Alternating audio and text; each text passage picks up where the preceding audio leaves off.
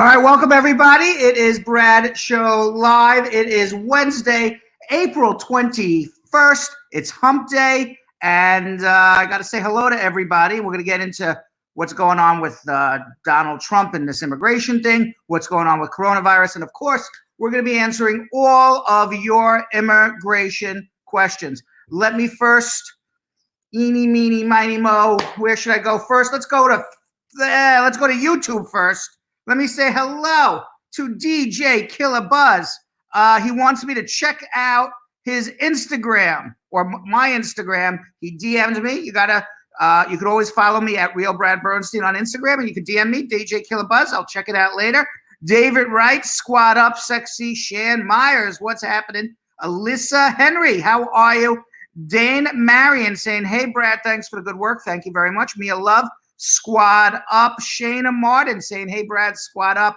Azu with a question. We'll get back to you in a little bit. He's the first question. And by the way, if you've never watched before, what you do is you watch me for 30 minutes, discuss what's going on in the world. I say hello to you. You say hello to me. We do a free consultation every Wednesday. We talk about some Hump Day news, and then you leave your immigration questions in the comments of either YouTube or Facebook, and I'll answer them in about 25 minutes or so. Sikandar Salija with a question as well. We'll get to you in a little bit. Keisha Coley saying, good day, sir. And on Facebook, Katie and Plunkett, squad up. Carol Anderson, the Tiger, saying, hi, Brad, squad up. Hope you're doing well. Rajandra Bessier, squad up. Yo-Yo, what's going on? Miss you, pal. Squad up, Yo-Yo. Shauna K. Pert, squad up. Bolani Bonoja. Please, Brad, this new law signed, is it for those coming newly into country or those who are already on the ground? We'll get to that in a little bit too. There is no new law signed yet, so let's relax a little bit. We're going to get to everybody. All right. Jessica Leamy, squad up, my loves. Deshaba Buchanan saying hi, everybody. Denisha Joseph, squad up. Rita Lagman with a question. Shrewd, just squad. Very cool. Forrest Mushy, squad up, everybody. Mona Paul Singh wants to know if she should file an I-160 waiver now or wait. There is no I-160 waiver, so I'm not sure what you're talking about. An I-601A waiver there is. I don't know where you are with your immigration status. Give me a little more information in the comments. I'll answer that in a little bit. Martin Allison. And by the way, if you believe you would be filing an I-160 waiver, no, you should not be doing that because you have no idea what you're doing if you don't even know the name of the form. Give me a call. Martin Allison, squad up, Uncle Brad. Hope all is well. Tamika Nelson saying hello. Katie and Plunkett, I think I said hello to already. Bola Silva Acurle saying, Uncle Brad. Tigo, good as. I assume it's good as. Squad up, everybody. How are you? Chidi Monbordi saying hello to some of the squad. Donna Bless, how are you? I do have to remind everybody, I'm going to try to answer all of your immigration questions. I can't get to every one of them. I will try my best, I promise you. Leave your immigration questions in the comments. If you leave them earlier rather than later, I would most likely get them. If you see I passed you, then ask it again. And of course, you could always call my office at 1-800-529-5465. That's 1-800-LAWLINK, 1-800-529-5465. Internationally, it's +1 212-227-8933. How we work this is you call my office, you schedule a consultation, you get on Uncle Brad's list, and then from Uncle Brad's list, I will call you the next day. It's kind of how it works. All right, let's see what's going on in something Yo-Yo used to say, smoozing. We're smoozing, but it's schmoozing with Brad. Maybe we have no Brad.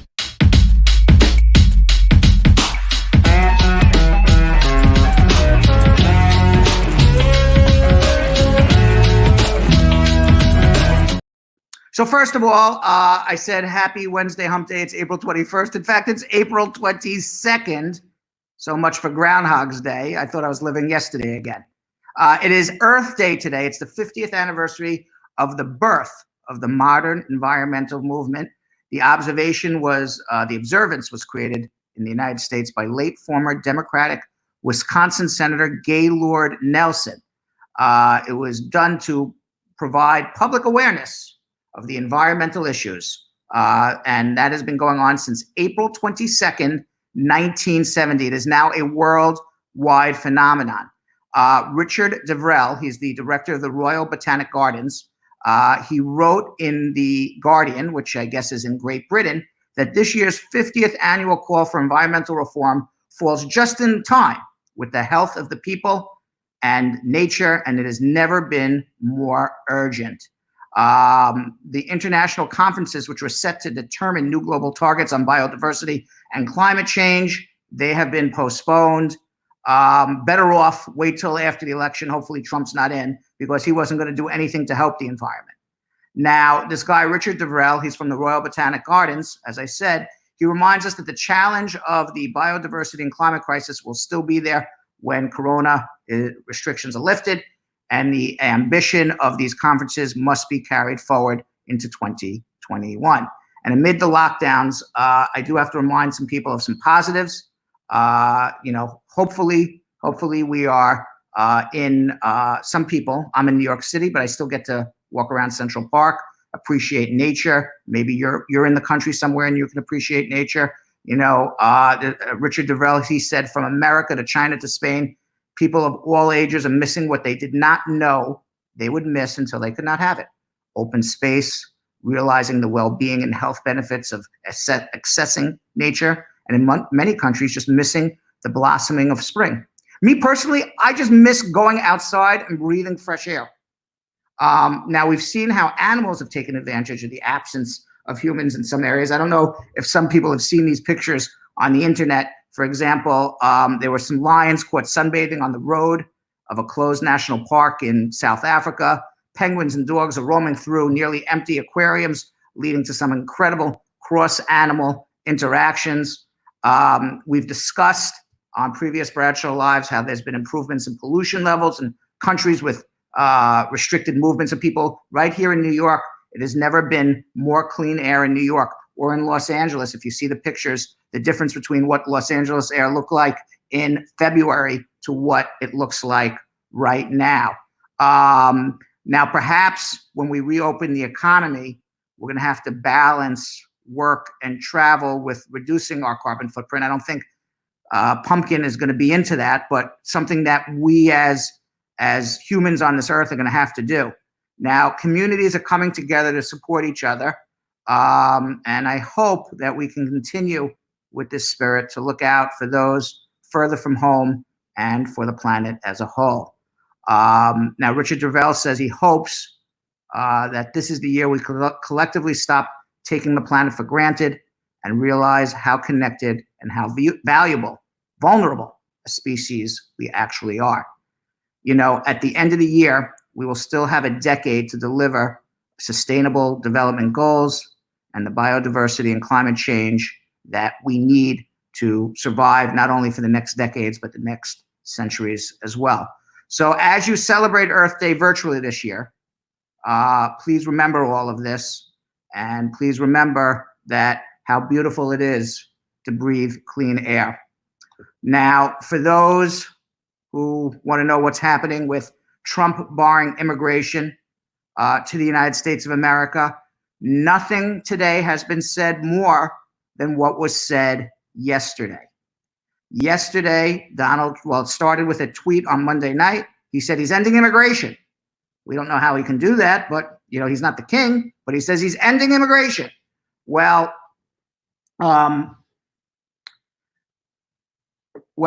he can't, number one. And number two, he can bar people who have perhaps communicable diseases, as I said. He can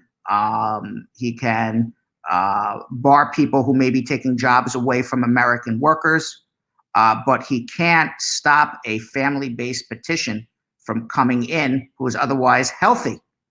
So the answer is, the reason why we don't have any announcement on this bar to immigration is the Justice Department, which is basically the lawyers for the president.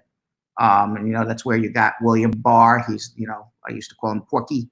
I still call him Porky a little bit, but I can't be calling anybody Porky right now because I'm really Porky.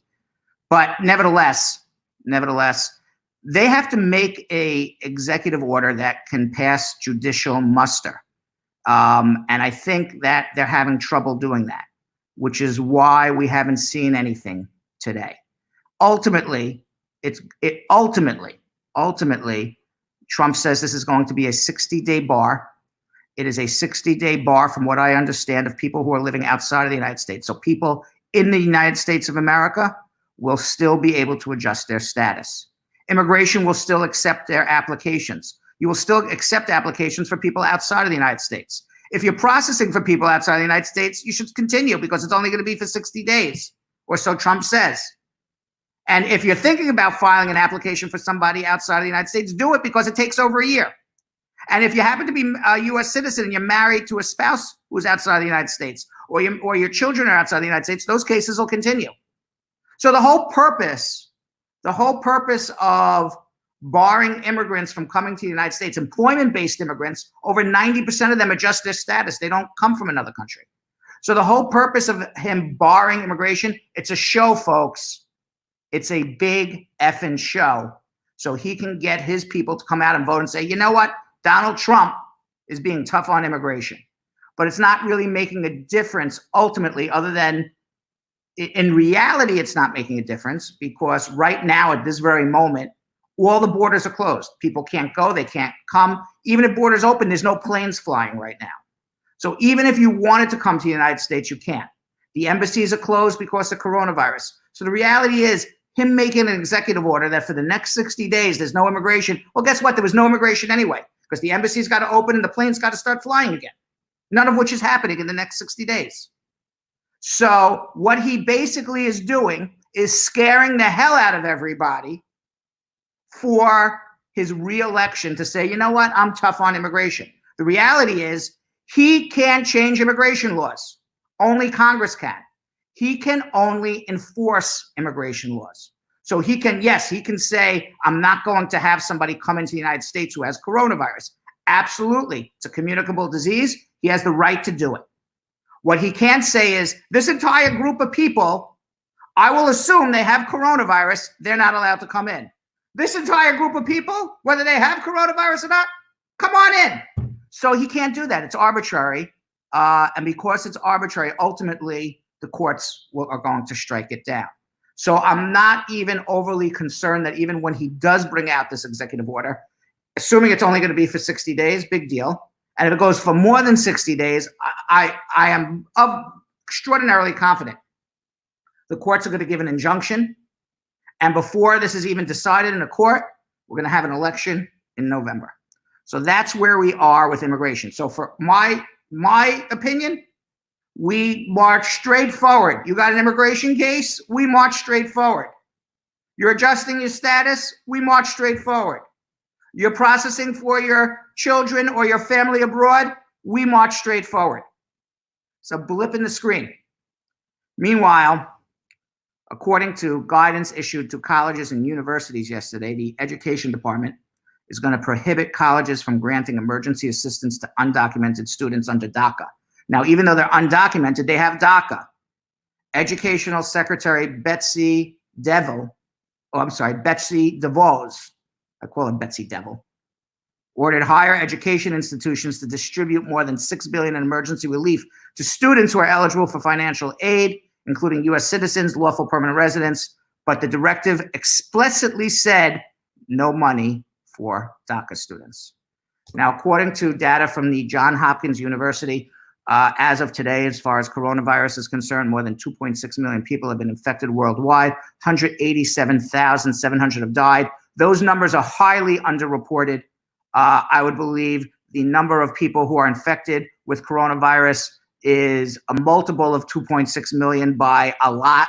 I believe the number of people who have died from coronavirus is a multiple of 187,000. In the United States, more than 830,000 people have tested positive. So if it's 830,000 people have tested positive out of a country of 300 million, then you got to believe in a world of 4 billion people, there's more than 2.6 million people who have been infected. And we haven't even tested everybody. They saying 50, 60% of Americans already, people living in America, have it. Now, Governor Andrew Cuomo said today that Michael Bloomberg has volunteered to help New York develop a tracing army that will test, trace, and isolate people who have contracted the coronavirus. Why is that really, really good? It's really, really good because finally Michael Bloomberg is using his money for something helpful other than spending $1 billion on a failed presidential campaign. But more importantly, why it's helpful is until we know who has coronavirus and who they pass and who they walk by, we're never going to get this under control. Ultimately, it will only ultimately come under control when there is a vaccine. But until then, we want to get to a state where there is a coronavirus out there that we have to be careful, but we can walk out of our homes.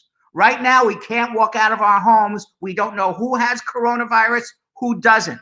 So we need to be able to test, and we need to be able to trace people who discovered that they have coronavirus, get them off the streets, and get people that they've come in contact with off the streets. This is a good first step. Now, Governor Cuomo said Bloomberg is using his knowledge of the public and private sectors to help design the program. He's spending $10 million. That's a drop in the bucket for a guy who just spent $1 billion, $1 billion on a failed presidential campaign. Now, the governor also said on Wednesday that New York is in a much better place than it could be, as the state reported only 474 deaths today. It's the third day in a row that new deaths from the virus has been below 500. There were over 251,960 cases across the state as of today. So right now, quarter of a million people sick in New York or have been sick in New York with coronavirus. Now, Cuomo went down to Washington to meet with Pumpkin. The problem is that we want to be able to test more people here in New York. Why I'm so talking about New York, because that's where I live, and that's where the epicenter of coronavirus is. The problem with testing is, great, we have the labs to test here in New York. We're willing to do it. That's what Cuomo says. We don't have the testing equipment. Not only do you need a testing equipment, you put a swab and you swipe it, you need the chemicals to react with that swab to let the lab know whether or not there's coronavirus on that swab of cotton that you just stuck up your nose. You know, New York is short on supplies of these chemicals. They're short on supplies of the tests. So Cuomo says, we'll do all the tests, federal government. Just get us the material. So Cuomo said New York was focused mostly on the diagnostic test to identify people who are contagious with coronavirus, but they're going to start also doing the antibody test to find out those who recovered. Now, he predicted Tuesday's agreement would end the whole back and forth and the finger pointing. They made an agreement that federal government, Trump, is going to get them the materials that we need. Now, during the White House meeting, Trump and Cuomo also agreed that the Navy ship Comfort, which did absolutely nothing, but Trump made a big deal about it, is going to leave New York as speedily as it came in because they really didn't serve much of a purpose. Now, state officials in New York are confident the worst of the pandemic is past, but they still want people to stay at home until they get it fully under control. Here's some good news also. The U.S. Food and Drug Administration has issued the first authorization for an at-home COVID test kit.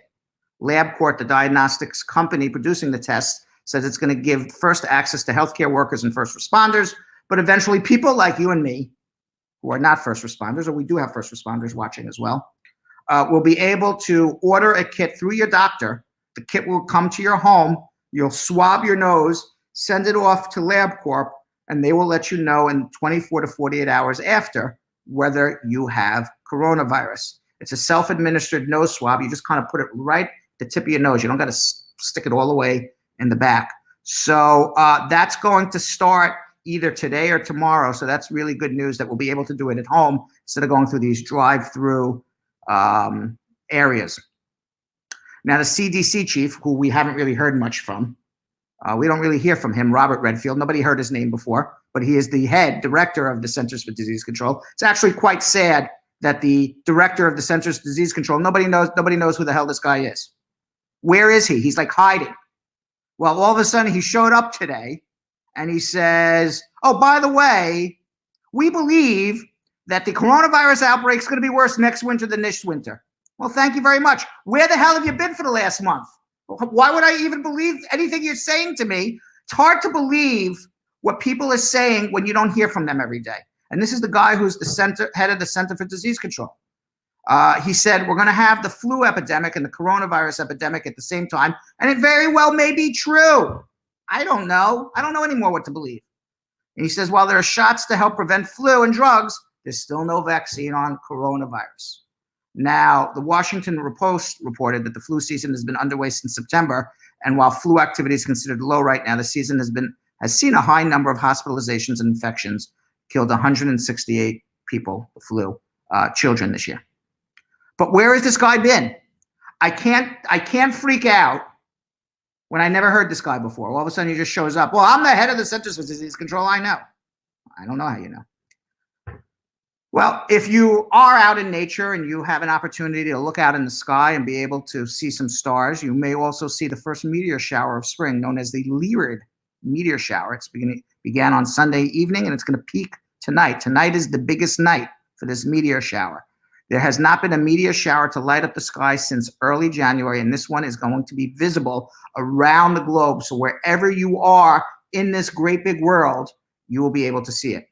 And experts say the waning moon will allow for a better view of the bright meteors. According to the American Meteor Society, between midnight and 4 a.m. to 5 a.m., your local time, will be the best time to see shooting stars. So if you are up worried and nervous and anxious about coronavirus and life and your money in your pocket and your bank and your family and whether you're going to get sick or someone else is going to get sick, or maybe you are sick, maybe someone else is sick, because a lot of people are up all night. Well, if you're up between 4 and 5 a.m., look out the window. There's going to be a very pretty meteor shower.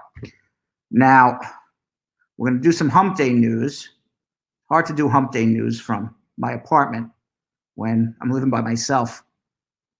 It's not very humpy of a news thing, but nevertheless, we have a camel.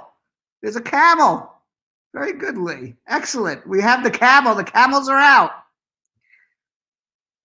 This is actually kind of funny. The New York Post has reported that 2 Australian doctors have weighed in about whether the coronavirus can spread through farts, believe it or not. And the answer is yes. During last Friday's episode of the Australian Broadcasting Corporation's CoronaCast podcast, producer and host Dr. Norman Swan made a cautionary suggestion when it came to farts. He says, no bare bottom farting. Apparently, if you bare bottom fart, there are some particles that could come out of your butt that can go into the air. And if you have coronavirus, those particles can infect somebody else. Now, Swan said, luckily we wear a mask which covers our farts all the time, referring to the protective aspect of pants, shorts, dresses, underwear, and other garments. So you would only get coronavirus if you are standing next to somebody who farts and is not wearing underwear or pants. So if you are next to somebody who is not wearing pants, you either have to social distance or make sure that they had not gone to Shake Shack or the local pizza place in the last couple hours. Because if you get too close to that person and they fart, that's like them sneezing on you. Meanwhile, Australian emergency physician Dr. Andy Tagg via Twitter also determined that flatulence itself is an aerosol generating procedure which could spread coronavirus. Just like you go, achoo! I don't have to repeat what a fart would be, but it's the same thing. Which is why if you go, achoo! And you have a mask on, nobody gets sick. And if you fart with the underwear on, nobody gets sick. But if you're going commando, stay away, man. Stay away from me. Now, police departments have also reminded residents in many jurisdictions that when they go out to check their mail, they got to wear their pants. Yes, as a follow-up to wearing your protective pants at all times, Tennytown, Maryland police are reminding residents to wear pants when checking their mailbox. Apparently, there's enough residents in Tennytown, Maryland that are either going out in their underwear or just going out bare naked to get their mail, that the police have to send out flyers to everybody to wear their pants when they go to the mailbox. In a Facebook post, police said, please remember to put pants on before leaving the house. to check your mailbox. They said, you know who you are. This is your final warning. And for those who love porn, Pornhub Premium is now free for everyone, and they're encouraging you to stay home and do your duty at home by social distancing. Since March 24th, users have been able to sign up at the site's special stay-home landing page to enjoy premium for the next month. Corey Price, the vice president of Pornhub, said in a press release, with nearly 1 billion people in lockdown across the world because of coronavirus pandemic, it's important that we lend a hand and provide them with an enjoyable way to use their hand. He didn't say to use their hand, but to pass their time.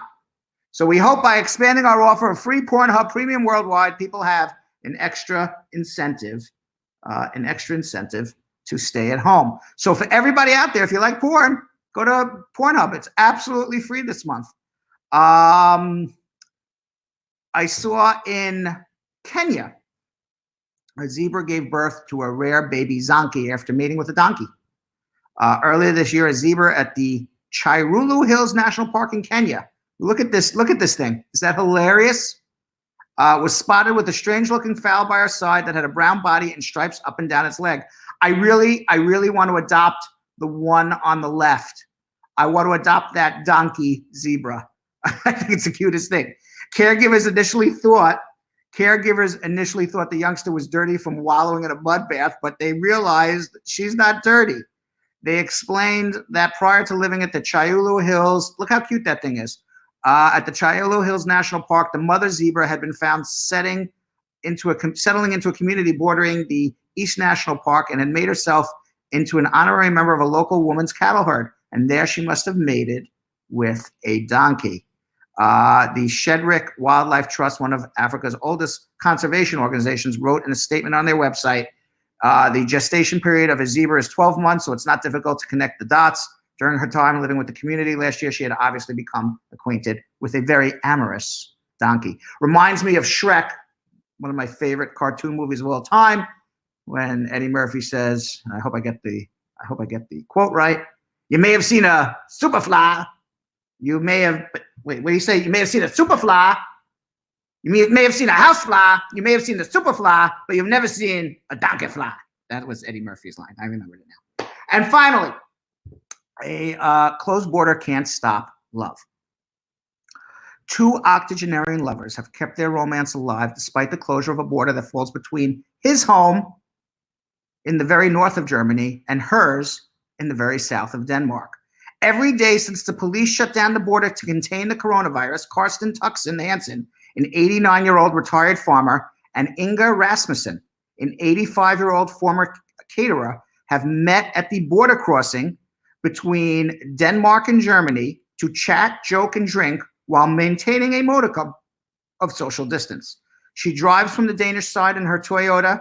He cycles from the German side and on his electric bike. She brings the coffee and the table. He brings the chairs and the schnapps, and they sit down on either side of the border, a yard or two apart. We're here because we're in love, Mr. Tuchin told the New York Times, who visited them last week. Love is the best thing in the world. The couple met 2 summers ago. Mr. Tuchin was on his way to drop in unannounced on another elderly Danish widow he'd known for decades. But before he reached her house, he met Miss Ramson as they both were in line at a strawberry stand. Rather taken, he decided against visiting the first woman. He dumped her. Instead, Mr. Hansen impulsively gave the flowers he was holding to Mrs. Ramson. He then invited her to dinner in Germany, and the pair soon grew very close. Both had been widowed for more than 6 decades after marriage, but against all expectations, Miss Ramson began to visit Mr. Hansen every day, thanks to European regulations that had for years allowed free movement. It's like in the European Union, it's going from country to country is like going from state to state in America. Now, the pair typically cooked a daily meal together, chatted in a mixture of German and Danish. Then Miss Ramson usually stayed overnight before returning to her home in Denmark. And this happy routine lasted for 2 years, and 13th, when the Danish government announced it was closing the border. Then they came up with this plan. The two met on a quiet lane that the police blocked with only a flimsy plastic barrier. They have met there for a picnic every afternoon since the shutdown at 3 p.m. since March 13th. Now, in deference to medical advice, they try to avoid physical contact, but each day Mr. Hansen brings Miss Ramson a present, and she brings biscuits, a cake, and a lunch. Mr. Hansen told the Times, this is a beautiful story. The worst thing is we can't embrace each other. We can't kiss. We can't make love. 89 and 85 making love. I love it. But if there's respect and acceptance, then sex is not so important. Isn't that a great, great story? And with that, we are going to get into our immigration questions. I do have to remind everybody that this is the time to share. But before you go and share everything, I do have in my hand Uncle Brad's scratchy old hat. And in that hat is the name of every person who did the following in the past week. They followed at Bradshaw Live on Instagram. They found the post that offered a free consultation valued at $200, and they tagged 5 people. And as a result of that, they got their name put into Uncle Brad's old hat. And today, I am going to pull out from my old hat the name of one lucky person who will win a free consultation with me. And that lucky person is today, let's see who I got. It is J. Drew 54. J. Drew 54.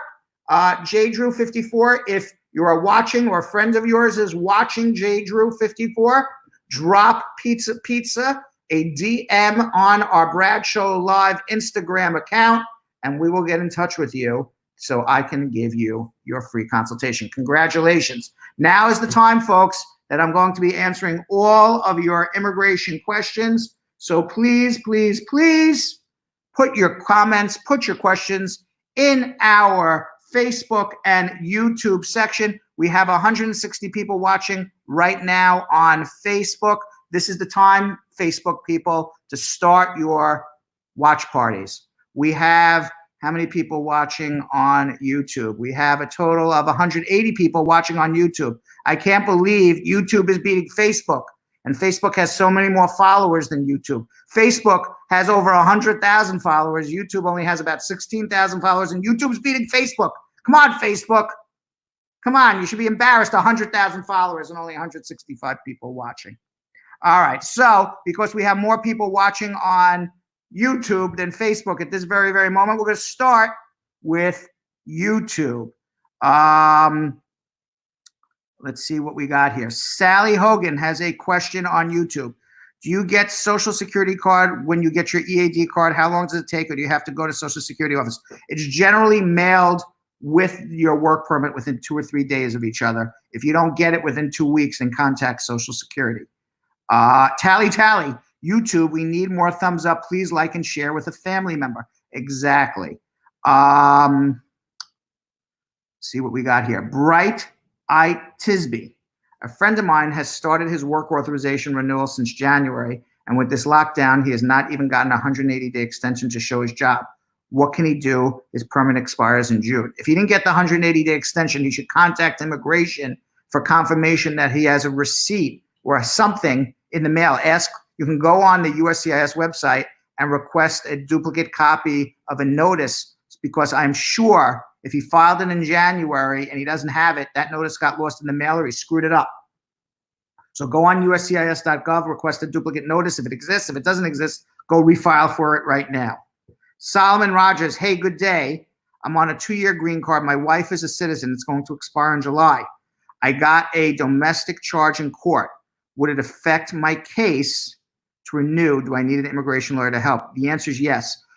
A conviction for domestic violence is a deportable offense. You will absolutely, positively need a lawyer. And by the way, if I don't get to your immigration question, we're going to have a lot more, but just I forgot to mention, I don't get to your immigration question, you can always call my office. The telephone number is 1-800-529-5465. That's 1-800-529-5465.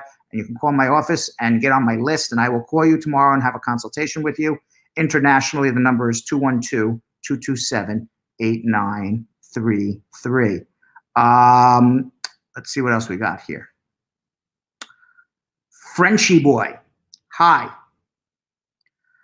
A friend fought with his wife. She sent an email to USCIS saying that he was cheating and not living with her. Now they're fine, and the interview is ready to be scheduled. Does this email affect him? I don't think so. People get into fights, and sometimes wives or husbands, both ways, they freak out, say stuff that they regret in the future. Whether or not he was cheating or not has no bearing on whether or not this is a real relationship. There's lots of people who cheat are in real relationships. It's a reality. Derek, hello, Brad. I filed taxes up to date, and I owe. I received the IRS letter in March that they received them, but under review. I've heard nothing since. Can I file my citizenship now or wait? You can file your citizenship. It's perfectly fine. Let's see what else we got here. Summit Mishra. Does the new executive order going to affect the adjustment of status? We have not seen the new executive order, but from all I understand, it is going to not affect adjustment of status at all. Jesse Ahmed, hello, Brad. I finished my master's in 3 weeks, and I'm unsure if I will be able to apply for OPT. You absolutely will be. Sunday Unato. I filed my 2019 since February 2020, but I've not heard from the IRS. Also, my stimulus check have not gotten to. I don't know about your stimulus check. You got to talk to your mailman. What do you need to hear from the IRS? You want a tax refund? Is that what you're asking about? I would call the IRS then. Ahmed Moran, how much time will it take for adjustment of status to be approved, filed concurrently in September 2019 in F2A category? At least a year, if not longer. Eva PB, I received a prima facie. Does that mean I still might not get a proof of our? Yes, you can receive a prima facie and not get approved. But receiving a prima facie is a good bet that you're on your way to getting approved. Kenny B, good afternoon, Brad. What is the procedure? Whoop, I just lost Kenny B.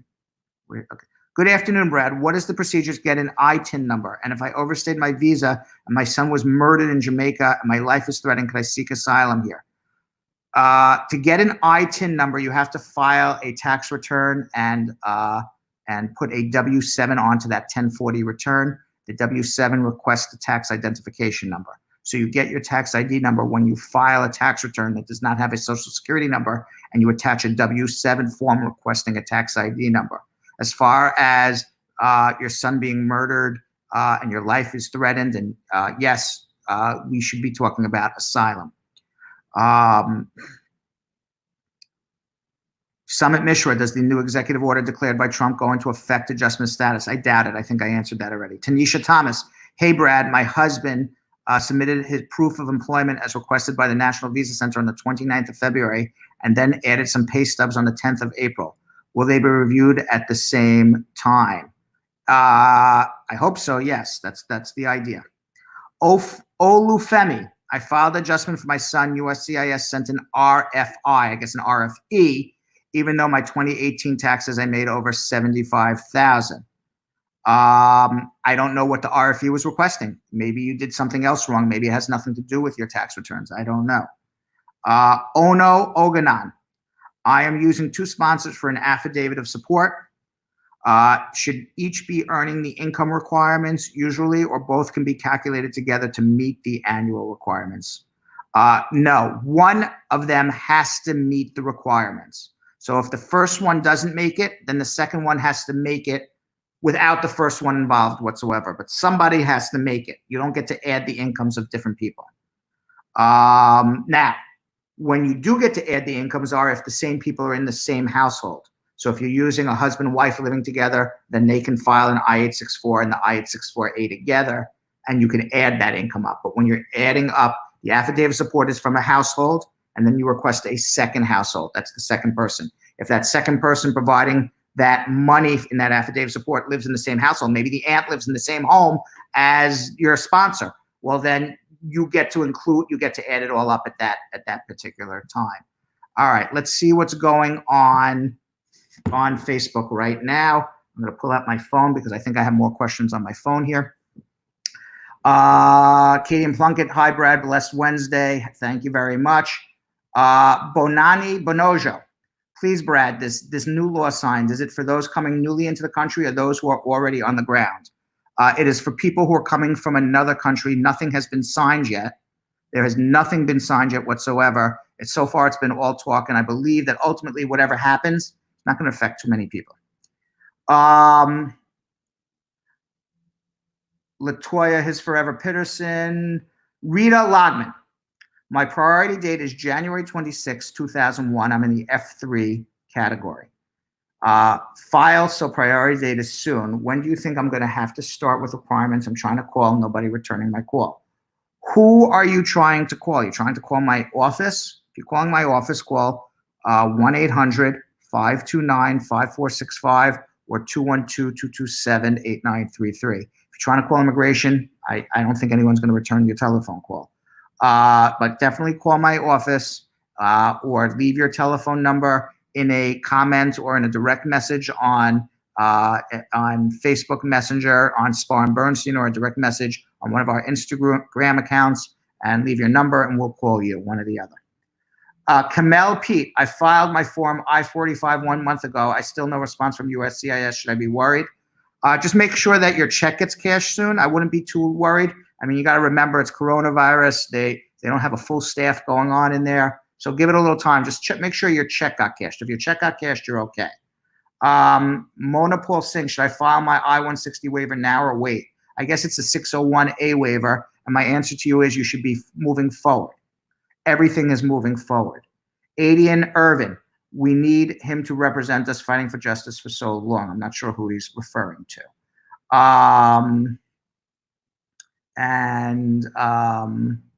See what else we got. Dasha Singh, my shirt looks very nice. Thank you very much. Just a blue shirt. Shikrant Desai. Hello, Brad. My online status showing my case is ready to schedule for an interview since President stops immigration for 60 days. Does it delay my interview? Immigration is stopped for people coming from another country, not from adjusting here. So I don't think it will affect. What's affecting is this whole coronavirus. And by the way, Trump stopping immigration for 60 days, nothing was happening with immigration anyway. There's no planes flying into America right now. Or very few. Camila Pete. I filed my form I-45 1 month ago and still no response from USCIS. Should I be worried? I think I answered that question. Alex Brun. Does some international students eligible for the stimulus check? If you filed, this is how it's going to determine whether you get a stimulus check or not. A stimulus check is supposed to go to a U.S. citizen or a permanent resident. But the reality is the IRS has no idea when you file a tax return who is a resident, who is a citizen, who's here working legally, and who's working here out of status. So if you have filed a tax return and you filed with a valid Social Security number, you should be getting a stimulus check. Tamika Nelson, loving Brad's bearded face. Thank you very much. Let's see what else we got here. Gianna JS, Uncle Brad, are the days you're on J1 visa counted on presence test? About the 183-day rule. I received a W-8 Ben from my bank, yet my other batch of J1 didn't get one. What are you talking about? I think my tax filing had something to do with it because my accountant put me as a temporary resident and she only counted the 183 days and she didn't use the right formula about the present year. If you're asking me about a tax question, I have no idea. If you're asking me about a 2-year home residence requirement, you have to prove 2-year home residence requirement based on you physically being out of the country. No one's going to look at your tax returns to determine your physical presence in or out of the United States. Donna Bless, Uncle Brad. I overheard people saying anyone who's doing adjustment of status and getting your green card, you will have to take the vaccine in and out of the USA. Is that true? No, that can't possibly be true. You want to know why I know that's not true? Because there's no vaccine. There's no vaccine today. There's no vaccine tomorrow. If there was a vaccine, we would not be having this problem right now. And quite frankly, as soon as there is a vaccine, I'll be the first one to take it. Because I would rather live with a vaccine in my body than live with the rest of my life terrified that I'm going to get coronavirus and die. But that's my opinion. Some people are anti-vaxxers. I'm not. Let's see what else we got here. A lot of people were just laughing. Sandra Salinas, just with a comment. A disgusting comment, nevertheless. I was driving by some dude getting in his car, blew out his nose covering one nostril. It went on some lady's face while she was walking. It was disgusting. That guy should be arrested. That's disgusting. Okay, anybody who's coughing in anybody's face, anybody who's blowing their nose in anybody's face, they should be arrested. And by the way, Jessica Leamy correcting my news, saying Pornhub is not free. What a lie. I don't know. I never went to look. I'm just reading and reporting. But I've never actually gone to Pornhub to see if it's free. I will go tonight and check it out. I'll let you know. Ashmain Seepersod. Good afternoon, Uncle Brad. I would like to know what will be the outcome of someone who on vacation 6 months, grace will be up in 2 weeks. The answer is, if you do nothing in 2 weeks, you're going to be illegal in America. What you need to do is you need to file right now an I-539 application. And on that I-539 application, you need to extend your stay and show that you have the ability to support yourself here without taking a job, get an affidavit of support, and you need to show a plane ticket that you're going to leave in 3, 4, 5 months once the planes start flying. Don't do nothing. Don't assume, well, because I can't leave, then I will be forgiven. You will not be forgiven. You need to file for an extension. Sarah Murphy. I filed my I-601 and 212 last year. If approved, do you think my husband will be able to come back? The embassy is closed, but less than a year since his last one. Well, he needs 2 waivers. He'll be able to come back if you get the waivers approved. Whether or not you get the waivers approved, I have no idea. Stargirl Mika correcting me in Florida. You have to go to the Social Security office to get the Social Security card. It is not mailed. In New York, they mail it a lot. Demore Ahmed, Brad, you need to be knighted and given the highest civilian honor by the United States. You are God sent. Bless you. Oh, thank you very much. Appreciate it. Thank you. Thank you. Thank you very much. I wish you were in the position to knight me. I would accept it. Accept it. Benoli Benojo, who are affected by this new law? There is no new law yet. There's no executive anything. And most likely the people who will be affected are nobody, because you can't come to America right now anyway because of coronavirus. It's going to be 60 days and then it'll be over. Right now, it's just people who are getting green cards, but people who are married to U.S. citizens, they're exempt. Temporary workers are exempt. There's so many exemptions that it's almost nobody. Assuming that's what happens. Right now, he hasn't even signed anything yet. Ingrid Ciceron. Hi, I went to my interview for I-485 on February 2019. When I went on USCIS online, they put your fingerprint has been updated on your case since August 30th, 2019. How much more do I have to wait to get approved? Oh boy, where is the magic 8 ball? Magic 8 ball. Magic 8 ball. It's not here on my table today. I forgot. I'm setting myself up. I forgot to bring my magic 8 ball. Only the magic 8 ball knows. You'll have to ask that question tomorrow. I'll ask my magic 8 ball. I have no idea when you're going to get called. How would I have any idea how you would get called, Ingrid, or how long it's going to take to get approved? I know nothing about your case. This is what I would tell the magic 8 ball. I would say, magic 8 ball, Ingrid wants to know when she'll get a green card.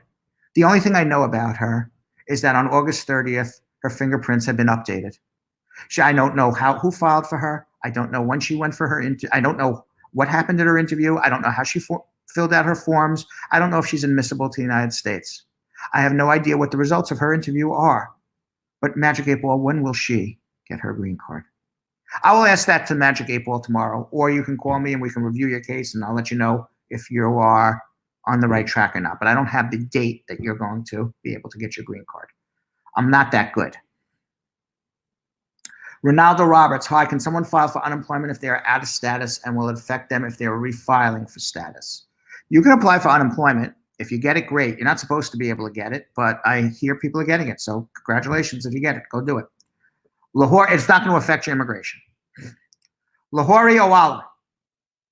I posted a question earlier about an IR2 visa about to expire, and I couldn't fly back here in the U.S. because all international flights have been canceled. Would they reconsider our case and validate it? I would hope so. I assume they will. Absolutely. Andre Luck. Hi, Brad. What about the delay of 60 days for the green card? What about it? Trump has not signed anything yet. I think they're having trouble try and have him sign something that will actually be lawful. I don't think anything he can sign would be lawful. And even if it's 60 days, big freaking deal, it's 60 days. You couldn't come here anyway right now. Planes are not flying. So nobody ultimately is, in the long term, is getting hurt by this. Trump is just using it to fire up his base. Look how tough I am on immigration. If it goes beyond 60 days and he keeps extending it, that's a different story. Who he extends it for, that's a different story. So for all of those who are saying you're screwed, you're not. Relax. My advice is march forward. You want to file your papers, march forward. You want to process your papers, march forward. That's my advice at this moment. Sarah Murphy, can people with an approved I-601 come back even though the embassies are closed? Last interview was less than a year ago. If you have an immigrant visa, you can come back at this very moment because Trump hasn't even signed the executive order yet. If you don't, then you got to wait for the embassy to reopen. And by the way, the telephone number, if you want to make a consultation with me, and you do it by, you call my office, you get on my list, and when you get on my list, I will call you the next day. You can have a consultation with me, and the telephone number is 1-800-529-5465. That's 1-800-LAW-LINK. Internationally, the number is 212-227-8933. I actually just saw Sandra Salinas give my number out in the comments, and I said, oh yeah, gotta remember. I gotta give my number out every so often. Marty Robinson. I'm a sponsor for my spouse, and I only have tax returns and furnish them to USCIS. It takes 60 days to get my transcripts, and I'm on payment plan, which hasn't started yet. Will it affect my case we filed 4 days ago? If you did not file your adjustment with the proper tax returns, it'll affect your case. Being on a payment plan will not affect your case. Aiden Irvin, if you never filed taxes on your son, but he got a Social Security number, would your son still get this stimulus check? No. You have to file a tax return with that Social Security number attached to it. If you file a joint tax return, Tracy Brock, are they going to send the stimulus check together? Presumably, yes. That's what I understand. Jameer Mattis, my wife and I have been in the States for 20 years. His brother had filed for her, and it's approved. And I'm also approved as a husband. Wonderful. Congratulations. I love your statement. Let's see. Lovely LaFleur Michelle. It's not Michael, it's Michelle. I've been waiting for an interview for my husband. It's been a year and 2 months. Crying, shaking her head. I know, it's tough. I know. And some people get it faster and other people get it longer. I know, it's very, very difficult. And by the way, I lived through it not only with my clients and my personal life. I deal with immigration too. So, you know, it's a problem for everybody, including me. Janice Williams Smith. Hi, Uncle Brad. I'm waiting for my swearing in ceremony. Any idea when that's going to start? Supposedly after May 3rd.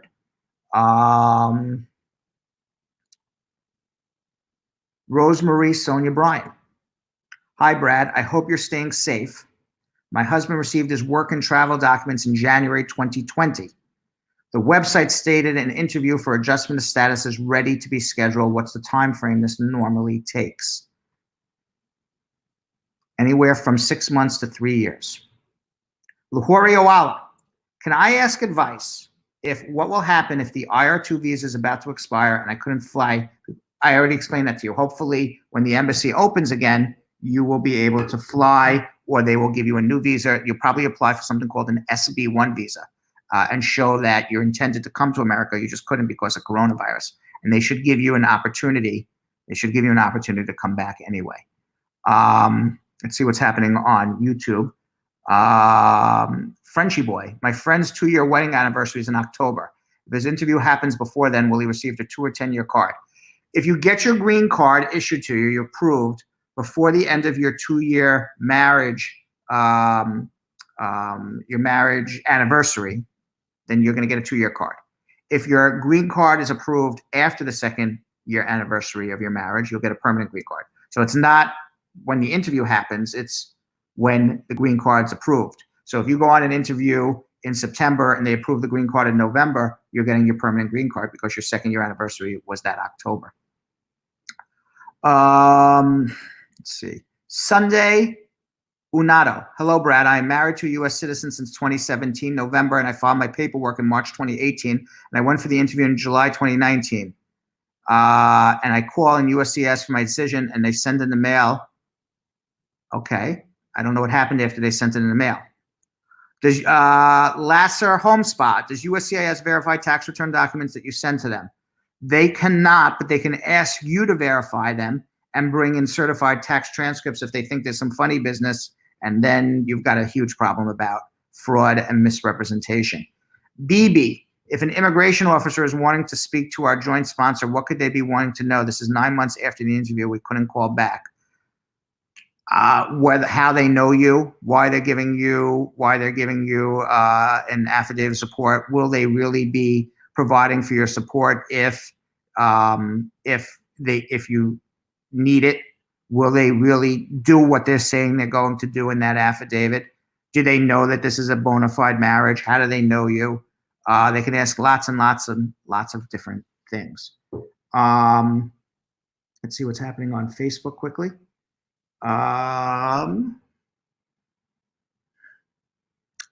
That's it on Facebook, and that's it on YouTube. I don't believe it. I think I answered all the immigration questions today.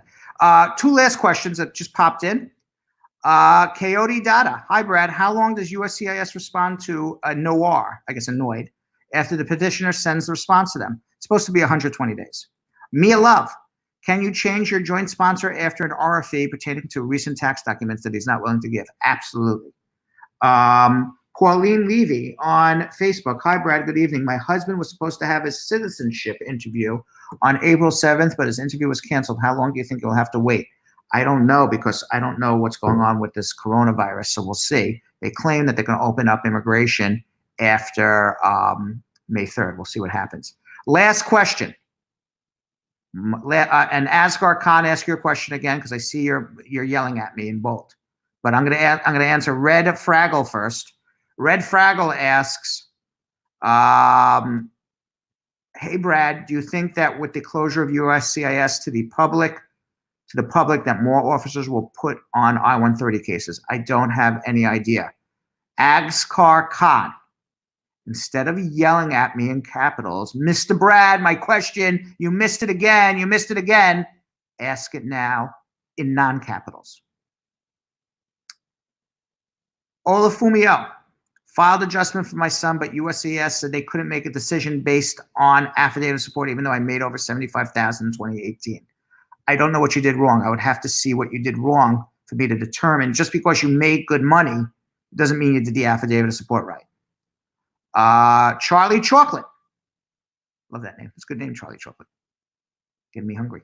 How does VAWA interview different from the other? Different from the other of what? Every interview is different. They want to make sure that everything you have in your application is truthful.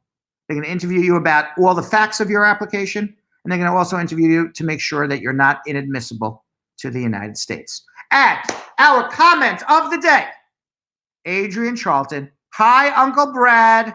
You are doing a fabulous job. Thank you. Thank you very much.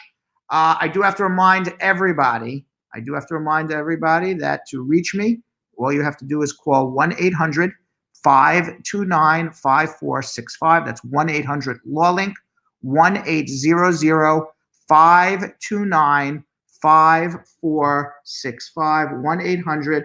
1-800-529-5465, 1-800-LAW-LINK. And Stargirl Mika just dropped me a DM. She doesn't know where her question is. I missed it. Can a B1, B2 visitor come? Not at the moment. With or without President Trump's, and that's David Gabriel asking, with or without President Trump's executive order, you can't, there's no planes to come right now. And there's a bar from Europe and there's a bar from lots of places. So basically the country shut down, whether he yells immigration, bar or not. Let me remind everybody that prior successful results do not guarantee a similar outcome. This has been an attorney advertisement. Please be safe. Please social distance. Please make sure that we as a community stay positive, because the minute we start getting negative, Negative energy begets more negative energy, and then we go into a downward spiral. So we each individually have to stay positive about what's going on in the world around us. We have to collectively keep each other's hopes and dreams and love alive. And I will see you all tomorrow. As they say in Italy, ciao.